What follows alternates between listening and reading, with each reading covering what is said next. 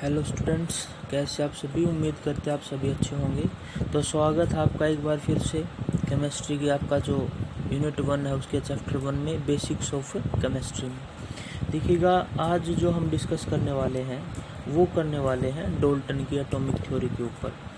देखिएगा, जो time to time एक टाइमलाइन है, उस टाइमलाइन के अकॉर्डिंगली वेरियस साइंटिस्ट ने अपनी वेरियस थ्योरीज एटम के बारे में बताई। तो जो सबसे पहले जो एटम की जो वर्ड यूज किया था वो 400 BC के आसपास, ध्यान रखिएगा 400 BC। BC का मतलब है बिफोर क्रिस्ट, बिफोर क्रिस्ट। यानी कि आप सुनते होंगे, कई बार आपने बुक्स में पढ़ा भी होगा 400 BC, 400 AD, ऐसी टर्म्स यूज होती हैं। तो ये जो BC है इसका मतलब होता है बिफोर क्रिस्ट। यानी कि जो ईसाइयों के जो गुरु थे ईसा मसीह, उनके जन्म से पहले, उनके जन्म से 400 साल पहले जो वर्ड था वो यूज किया था एटोमोस। एटोमोस वर्ड यूज किया था, और ये यूज किया था ग्रीक फिलोसफर थे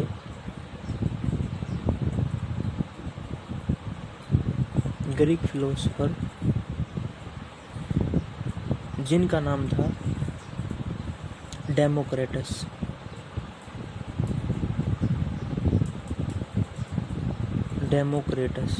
ने सबसे पहले एटोमोस वर्ड का यूज किया था। ज़्यादातर बुक्स में हम यही पढ़ते हैं कि जो जॉन डॉल्टन थे उन्होंने एटम की खोज की थी। खोज करता तो वही थे, क्योंकि उन्होंने बेसिक जो कुछ अपनी थ्योरीज थी वो बताई थी एटम के बारे में।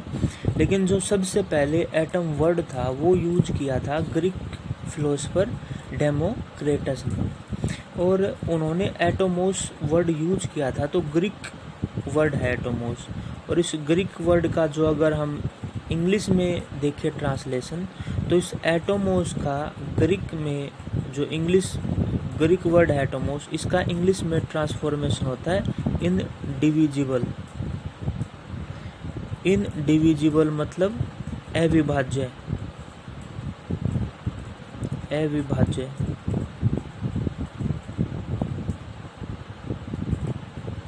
जिसको कि फर्दर और ज़्यादा डिवाइड नहीं किया जा सकता। देखिएगा, जॉन डॉल्टन की थ्योरी के ऊपर हम बाद में आएंगे। पहले जो बेसिक चीज़ें हैं एटम के बारे में वो मैं आपको बताऊंगा कि 400 BC पहले ग्रीक फिलोसफर डेमोक्रेटस ने एटोमोस वर्ड का यूज कर लिया था, जिसका मतलब होता है इंग्लिश में इनडिविजिबल। चलिए, उसके बाद आए जॉन डॉल्टन। जॉन डॉल्टन ने 1809 में, ध्यान रखिएगा 1809 में उन्होंने अपना एक मॉडल दिया था। वैसे शुरुआत 1808 में हो गई थी, लेकिन उन्होंने जो अपने डिटेल्स बताए वो उन्होंने 1809 में बताए, और उन्होंने एक थ्योरी अपनी रखी जिसको कि बोला जाता है डॉल्टन एटॉमिक थ्योरी। तो ध्यान रखिएगा, उनकी काफ़ी फेमस थ्योरी है डॉल्टन एटॉमिक थ्योरी, और उसके कुछ पॉइंट्स हैं, कुछ मेन पोस्टुलेट्स हैं, उनके बारे में हम यहाँ पे अब आपको डिस्कस करेंगे, उनके बारे में आपको बताएंगे। तो जो डॉल्टन एटॉमिक थ्योरी थी उसका जो सबसे पहला पॉइंट था, उन्होंने यही बोला एटम की थ्योरी के ऊपर कि एटम इज इनडिविजिबल, यानी कि इसको हम डिवाइड नहीं कर सकते। पहला पॉइंट यही बोला, atom is the smallest particle of a matter,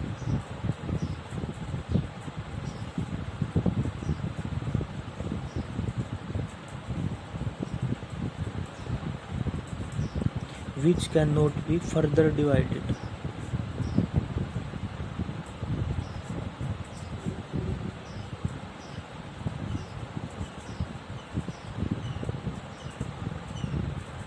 देखिएगा, आपने एक बात ध्यान में रखनी है कि ये जो भी यहाँ पे आपके नोट्स मैं बना रहा हूँ, लिख रहा हूँ, वो आपने साथ साथ अपनी कॉपी में नोट डाउन कर लेने हैं ताकि आपको इन फ्यूचर कोई समस्या ना आए।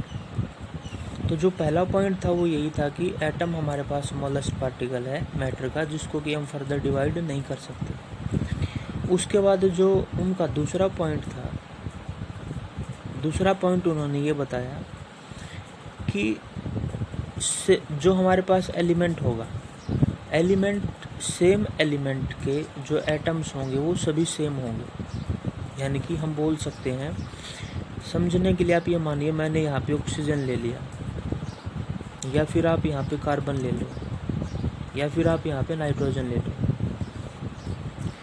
तो ऑक्सीजन है, कार्बन है और नाइट्रोजन है, ये एलिमेंट है। जब ये एक दूसरे से मिलेंगे, मान लीजिए आपको पता है कार्बन और ऑक्सीजन एक फिक्स रेशो में मिलेंगे तो वो CO2 बना सकते हैं। इसी तरीके से आप ये भी जानते हैं कि जब हमारे पास 2 ऑक्सीजन मॉलिक्यूल मिल जाएंगे तो वो ऑक्सीजन बना सकते हैं। इसी तरीके से आप हाइड्रोजन को भी यहाँ पे कंसिडर कर सकते हैं। तो जब नाइट्रोजन और हाइड्रोजन एक फिक्स प्रोपोर्शन में मिलेंगे तो वो आपका अमोनिया बना सकते हैं। इसी तरीके से जब हाइड्रोजन और ऑक्सीजन एक फिक्स प्रोपोर्शन में मिलेंगे तो वो वाटर बना सकते हैं। तो इसका मतलब ये हुआ कि ऑक्सीजन चाहे आपका कार्बन डाइऑक्साइड में हो या आपका वाटर में हो, यहाँ पे इसका जो साइज होगा, कार्बन डाइऑक्साइड में ऑक्सीजन हो या वाटर में ऑक्सीजन हो, इन दोनों के जो एटम्स हैं ये दोनों कंपाउंड हैं, कार्बन डाइऑक्साइड और वाटर दोनों कंपाउंड हैं। अब ये कंपाउंड जिन एटम से मिलके बने होंगे उन एटम का साइज, मास वगैरह क्या होगा, सेम होगा। तो दूसरा पॉइंट यही था कि all the atoms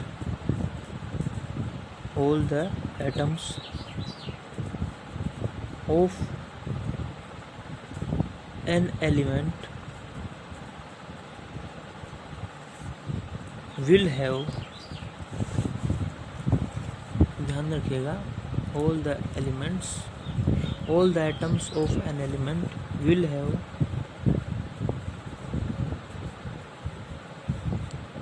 same size and mass। किसी भी एलिमेंट के जो एटम्स होंगे उन सभी का साइज सेम होगा।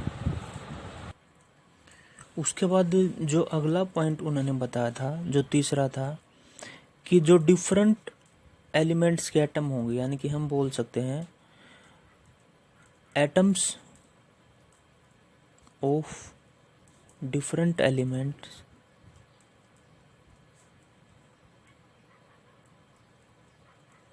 will have different mass,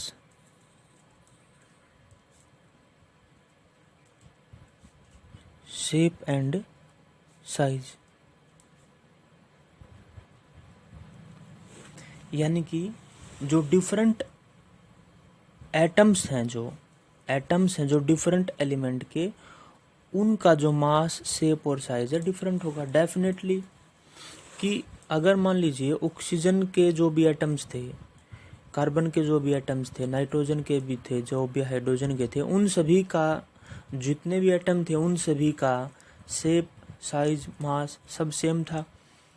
लेकिन जब डिफरेंट एलिमेंट्स हैं, मान लीजिए अगर हम कंपेयर करने लगे यहाँ पे नाइट्रोजन को और ऑक्सीजन को, तो आपसे ये पूछ ले कि नाइट्रोजन जो एलिमेंट है और ऑक्सीजन जो एलिमेंट है, क्या इनके एटम्स का शेप, साइज सेम होगा? तो ये बताया गया कि नाइट्रोजन के एटम्स होंगे उनका शेप, साइज, मास, और ऑक्सीजन के जो एटम का जो शेप, साइज और मास होगा वो डिफरेंट होगा। तो ये मेन पॉइंट था, ये आपने ध्यान में रखना है कि अगर डिफरेंट एलिमेंट हैं तो उनका मास, उनके जो एटम्स, उनका मास, शेप और साइज भी क्या होगा, डिफरेंट होगा। फोर्थ पॉइंट उन्होंने था जो ये बताया कि जो डिफरेंट एटम्स हैं वो मिलके आपके मॉलिक्यूल्स बनाएंगे। यानी कि हम बोल सकते हैं when 2 or more atoms of any element will form molecule। देखिएगा, दो एटम मिलके मॉलिक्यूल बनाएंगे, दो एटम मिलके मॉलिक्यूल बनाएंगे। कहने का मतलब, मान लीजिए मेरे पास एक ऑक्सीजन है प्लस एक ऑक्सीजन का एटम प्लस ये दूसरा ऑक्सीजन का एटम, और इन दोनों को जब हम मिला देंगे तो ये बन जाएगा आपका O2। तो ये ऑक्सीजन है, ये भी ऑक्सीजन है, ये दोनों क्या थे हमारे पास, एटम थे। ये ऑक्सीजन का एटम है और ये जो यहाँ पे बना ये ऑक्सीजन का मॉलिक्यूल है। तो उन्होंने बताया कि जब दो एटम्स मिलेंगे तो वो एक मॉलिक्यूल को बनाएंगे। उसके बाद आपको पता है कि ये जो एटम है ये हमारा फ्री फॉर्म में एग्जिस्ट नहीं कर सकता, जबकि मॉलिक्यूल है वो फ्री फॉर्म में एग्जिस्ट करता है। तो आपने ध्यान में रखना है, atom it can not be in free state.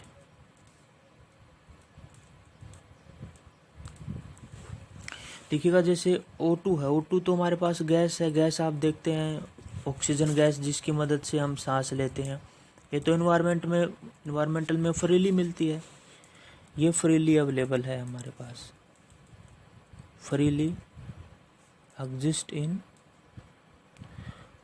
Exist in nature. जबकि ये एक दो एक्सेप्शनल केस हो सकते हैं जहाँ पे हमारे पास फ्रीली हो सकता है, ज़्यादातर ये आपका फ्री नहीं मिलता है एटम, मॉलिक्यूल आपका फ्रीली एग्जिस्ट कर सकता है। तो ये कुछ पॉइंट्स थे हमारे पास और जो कि सामने रखे थे फेमस साइंटिस्ट जॉन डाल्टन ने। लेकिन टाइम टू टाइम आप जानते हैं कि समय के साथ साथ ये जो मॉडल था इसमें कई सारी कमियां भी थी। यानी कि जब इसके बाद रदरफोर्ड अपना अल्फा स्कैटरिंग एक्सपेरिमेंट लेके आए, उसके बाद नेल्स बोर ने भी एक्सपेरिमेंट किए, तो ये पता लगा कि इस मॉडल में सारी चीज़ें सही नहीं है, इस मॉडल में कई सारी कमियां भी थी। तो मतलब यहाँ पे कुछ ड्रॉबैक्स भी थे, तो उनके बारे में भी डिस्कस कर लेते हैं कि ड्रॉबैक क्या थे, कमियां क्या थी इस मॉडल में जो जॉन डाल्टन ने दिया था। ड्रॉबैक्स इन डाल्टन एटॉमिक मॉडल। देखिए कमियां क्या थी, उनके बारे में भी डिस्कस कर लेते हैं। सबसे पहली कमी थी कि उन्होंने ये बोला था कि जो एटम्स होंगे सेम एलिमेंट के, उन सभी का, तो जो इन्होंने बताया था कि जो एलिमेंट है हमारे पास, जो एलिमेंट हैं उनके जो एटम्स हैं, एटम्स का जो साइज था वो बोला था इन्होंने कि सेम एलिमेंट के जितने भी एटम होंगे उनका मास, साइज वगैरह सब सेम होगा। लेकिन आप जानते हैं कि ये आगे चल के चीज़ वायलेट होगी। आप जानते हैं, हमें आइसोटोप्स के बारे में पता है, आइसोटोम्स के बारे में पता है। तो आइसोटोप्स में आप देखते हैं, जैसे कार्बन है हमारे पास, कार्बन 12 भी मिलता है, कार्बन 13 भी मिलता है, कार्बन 14 भी मिलता है हमें। यानी कि यहाँ पे अगर आप देखें तो एटॉमिक नंबर तो सेम है, लेकिन इन सभी का मास आप देखते हैं डिफरेंट है। यानी कि एलिमेंट तो एक ही है, ये एलिमेंट तो सभी में क्या है आपका, कार्बन ही है। देख सकते हैं आप, कार्बन है, यहाँ भी कार्बन है, यहाँ भी कार्बन है, लेकिन मास सभी का क्या है, डिफरेंट है। तो ये जो एक इन्होंने पॉइंट बताया था कि जो सभी एटम्स होंगे एक एलिमेंट के, उनका मास सेम होगा। तो ये जब आइसोटोप की खोज हुई तो ये पता लगा कि ये जो बात उन्होंने बोली थी ये गलत थी। तो जो उनका ये मॉडल था जो कि बोलता था कि एक एलिमेंट के जितने भी एटम होंगे सभी का मास सेम होगा, वो बात गलत साबित हुई। जो दूसरा बात थी उन्होंने बताई थी, जो दूसरा ड्रॉबैक था, पहला ड्रॉबैक तो आइसोटोप से पता लगा, दूसरा जो ड्रॉबैक था वो ये था, इन्होंने ये बोला था कि हमारे पास जो एटम्स होंगे वो इनडिविजिबल हैं। उन्होंने बोला था इनडिविजिबल, लेकिन जब रदरफोर्ड का मॉडल आया तो उन्होंने न्यूक्लियस की खोज की। उसके बाद मान लीजिए जो अगले साइंटिस्ट आए जो हमारे जे टॉमसन थे उन्होंने इलेक्ट्रॉन की खोज की। तो जब जे टॉमसन ने इलेक्ट्रॉन की खोज की थी, ध्यान रखिएगा जे टॉमसन, इसके बाद उन्होंने अपना मॉडल दिया था डाल्टन के बाद जे टॉमसन, तो उन्होंने इलेक्ट्रॉन की खोज की। उसके बाद प्रोटॉन की खोज भी हुई, न्यूट्रॉन की खोज कर दी चैडविक ने। तो जब इलेक्ट्रॉन, प्रोटॉन और न्यूट्रॉन की खोज हुई तो ये जो बात उन्होंने बोली थी कि हमारे पास ये जो आपके एटम्स हैं वो इनडिविजिबल हैं, तो वो बात यहाँ पे गलत साबित हुई, क्योंकि फिर एटम्स को हम डिवाइड कर सकते थे इलेक्ट्रॉन में, प्रोटॉन में और न्यूट्रॉन में। तो बात जो उन्होंने बोली थी कि ये इनडिविजिबल है, वो बात बाद में गलत साबित हुई, क्योंकि इलेक्ट्रॉन, प्रोटॉन और न्यूट्रॉन में हमने एटम्स को डिवाइड कर दिया, यानी कि एटम्स डिवाइड किया जा सकता है इलेक्ट्रॉन, प्रोटॉन और न्यूट्रॉन में। और आज के टाइम तो इवन जो है इलेक्ट्रॉन, प्रोटॉन और न्यूट्रॉन के भी सब पार्टिकल्स हमें मिल चुके हैं, जो कि हम आगे आने वाले टाइम में आपको डिस्कस भी करेंगे। तो स्टूडेंट, आई होप आपको ये जितने भी पॉइंट्स थे डाल्टन एटॉमिक थ्योरी के वो सभी क्लियर हुए होंगे। इसको साथ साथ आप नोट डाउन करते रहे कौन कौन से पॉइंट्स डाल्टन ने बताए थे और कौन कौन सी कमियां उसके मॉडल में थी। आई होप आपने वीडियो को अच्छे से समझा होगा। अगर आपका कोई डाउट है तो आप कमेंट सेक्शन में कमेंट करिएगा, हमें पर्सनली भी आप पूछ सकते हैं। वीडियो अच्छा लगे तो अपने फ्रेंड्स के साथ इसको शेयर करें, वीडियो को लाइक करें और इस पर अच्छे अच्छे कमेंट्स भी करें। Thanks for the watching.